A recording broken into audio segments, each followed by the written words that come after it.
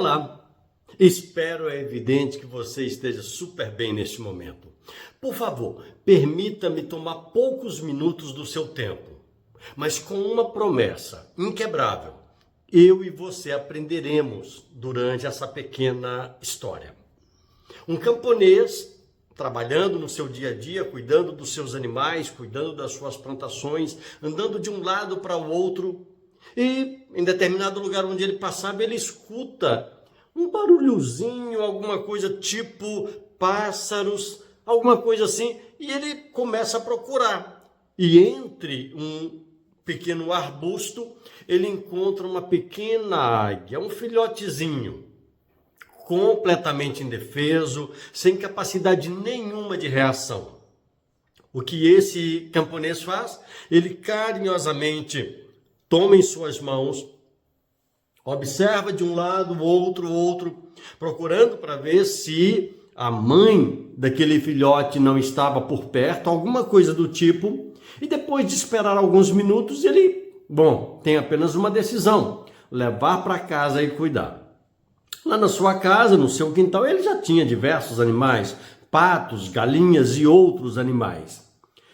Pensando de uma ou de outra forma, considerando a necessidade daquela pequena águia, daquele filhote, ele pega carinhosamente e coloca no ninho das galinhas. Ali alguns pintainhos e coloca ali, sem nenhum problema, sem nenhuma resistência. A galinha, ao entrar com seus pintainhos no ninho, vê que ali está um filhotezinho, mas simplesmente como que adota. Não tem nenhuma reação contrária. Os dias passando, semanas, meses passando, a águiazinha começa a tomar corpo de águia. E é evidente, por ser uma águia crescendo muito mais do que os pintainhos daquela galinha, e até mais do que a própria galinha. Continua crescendo, mas aquele camponês observou um detalhezinho, ainda que aquela pequena águia crescesse tanto. Observou que ela continuava ciscando como a galinha, com os mesmos trejeitos, com os mesmos gestos dos pintainhos e agindo como se fosse uma galinha. O camponês olha, ele sabia que era uma águia, tinha aspecto de águia, tinha jeito de águia, contudo, o comportamento era como de uma galinha. O que aquele camponês faz? Ele pega aquela águia agora já crescida, ainda que os seus gestos e comportamentos fossem de uma galinha, pelo fato de ali ter sido criada, ele vai até um alto penhasco nas suas terras. E lá nesse alto penhasco, de uma forma carinhosa, ele segura essa águia e como que dialogando, como se ela pudesse entender. Ele começa a dialogar com essa águia. Ele aponta para o céu e diz: olha, lá é o seu lugar. Tenho te visto, tenho te olhado, tenho te contemplado ciscando, mas você não nasceu para ciscar. Você não nasceu para ficar comendo um e outro inseto aqui, depois de ciscar. Você nasceu para estar no alto, nos ares.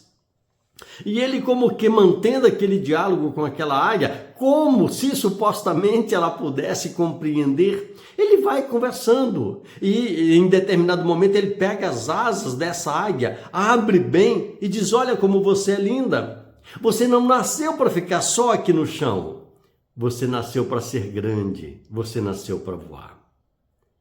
Em determinado momento ele percebe que a águia como que começa a virar a cabeça de um lado para o outro, como se alguma coisa estivesse acontecendo dentro dela. E ele não espera duas vezes, ele pega aquela águia com carinho e joga para o alto.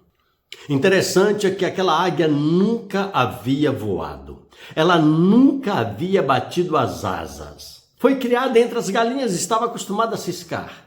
Mas quando aquele camponês, de forma carinhosa, respeitosa, lançou para o alto, ela simplesmente abriu as asas e saiu a navegar, voando, tomando seu espaço no céu.